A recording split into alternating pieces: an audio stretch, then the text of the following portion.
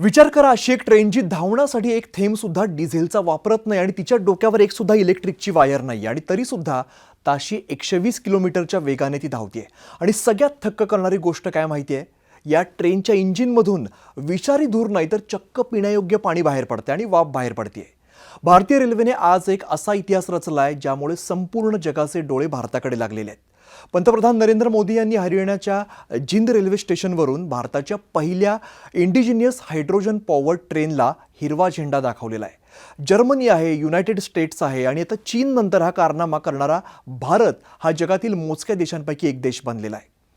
पण एक मिनिट, तुमच्या मनात प्रश्न असेल की डिझेल नाहीये, ओव्हरहेड इलेक्ट्रिक वायर नाहीये, मग ही ट्रेन धावते कशी? आणि या ट्रेनच्या मागे नेमकी कोणती नेक्स्ट जेन टेक्नॉलॉजी काम करते आणि ट्रेन भारतात अब्जावधी रुपयांचा खर्च कसा वाचवणार आहे? चला अगदी सोप्या भाषेमध्ये आपण समजून घेऊया. नमस्कार, मी अमित गद्रे. न्यूज 18 मराठीच्या विशेष व्हिडिओमध्ये सगळ्यांचं स्वागत आहे. तर सगळ्यात आधी ट्रेन धावणार कुठे हे आधी समजून घ्या. ऐतिहासिक प्रोजेक्टसाठी हरियाणामधील 89 किलोमीटरचा हा कॉरिडॉर आहे, जिंद सोनीपत सेक्शन यासाठी निवडण्यात आलेला आहे. ही ट्रेन जी आहे ती एकूण 10 कोचची असणार आहे आणि यामध्ये 8 पॅसेंजर कोच आहेत आणि 2 टोकांना 2 ड्रायव्हिंग पॉवर कार्स बसवण्यात आलेल्या आहेत. आता तुम्ही म्हणाल की ट्रेन जर रुळावर आली तर हिचं इंधन म्हणजेच ग्रीन हायड्रोजन येणार कुठून? यासाठीच जिनमध्ये एक स्पेशल 1 मेगावॅटचा प्रोटॉन एक्सचेंज मेम्ब्रेन म्हणजे PEM इलेक्ट्रोलायझर प्लांट हा उभारण्यात आलेला आहे, ज्याची साठवणूक क्षमता तब्बल 3000 किलोग्रॅमची आहे. आता येऊयात सगळ्यात महत्त्वाच्या प्रश्नावरती की इंजिन धावतं कसं? ही ट्रेन डायरेक्ट हायड्रोजन जाळत नाही. विज्ञानाचा एक एकदम साधा जो नियम आहे तो यात वापरला गेलेला आहे. Hydrogen plus oxygen is equal to electricity plus water.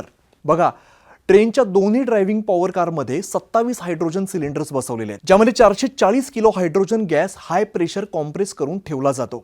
हवेतील ऑक्सिजन आणि हायड्रोजन जेव्हा पॉवर सिस्टीमच्या फ्युएल सेलमध्ये एकत्र येतात त्यावेळेला इलेक्ट्रोमेकॅनिकल रिॲक्शन तयार होते. या रिॲक्शनमधून जी वीज तयार होते ती रेल्वेच्या मोटरला फिरवते.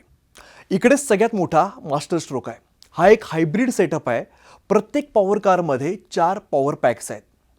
आता या एका पॉवर पॅकमध्ये 300 किलोवॅट ऊर्जा मिळते, ज्यामध्ये 115 किलोवॅट थेट फ्युएल सेलकडून मिळते आणि 185 kilowatt lithium ferro phosphate battery जी आहे त्याकडून मिळते. एकूण पॉवर आउटपुट जो आहे तो तब्बल 2400 किलोवॅटचा आहे, म्हणजेच 3200 हॉर्स पॉवर इतकी प्रचंड यात ऊर्जा तयार होते.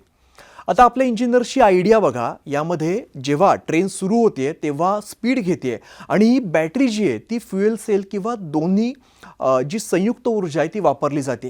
पण जेव्हा ट्रेन स्टेशनजवळ येते आणि तिचा स्पीड कमी होतोय तेव्हा फ्युएल सेलची अतिरिक्त जी वीज आहे ती ऑनबोर्ड लिथियम बॅटरीला चार्ज करू लागते. म्हणजेच संपूर्ण प्रवास संपेपर्यंत ही बॅटरी पुन्हा एकदा 80% चार्ज असते. पण हायड्रोजन तर अत्यंत ज्वलनशील आहे, मग सुरक्षेचा काय हा प्रश्न तुम्हाला पडेल. डोंट वरी, भारतीय रेल्वेने सुरक्षेची अभेद्य भिंत तयार केलेली आहे. या ट्रेनमध्ये हायड्रोजन लीक डिटेक्टर्स बसवलेले आहेत आणि फ्लेम डिटेक्टर्स सुद्धा आहेत. म्हणजे 24 तास हे ॲक्टिवेट राहणार आहेत आणि अगदी जर्मनीच्या आंतरराष्ट्रीय सुरक्षा संस्थेने या संपूर्ण सिस्टीमला प्रमाणित केलेलं आहे.